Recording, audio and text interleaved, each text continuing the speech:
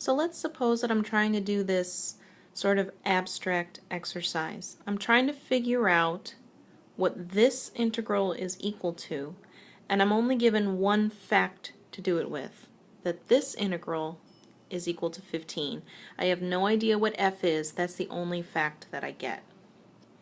But I can see that this integral down here actually has a function composition in it. It has that 3 times x, and then the 3 times x is plugged into f. So I'm going to start working on that integral. I'm going to do a substitution. And what I'm going to do is I'm going to select u equals 3x. And it's pretty obvious then that du will be equal to 3 times dx. I can do the substitution then. And so what I get is 5 times f of u times 1/3 du. That 5 is still sitting there. I haven't moved it outside yet. Here's the tricky part. And I've chosen to write x equals 0 and x equals 4. Those limits of integration apply to x, not u.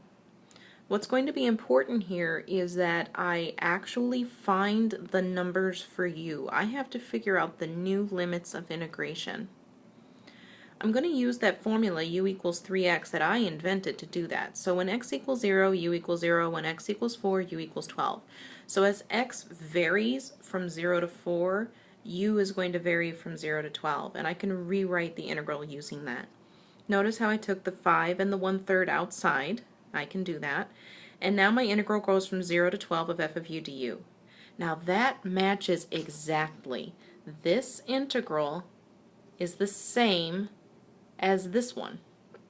It's just that I have a different letter, and that doesn't matter. And so now I know that the answer has to be 5/3 times 15. That integral is equal to 15, and I end up with 25 as my final answer.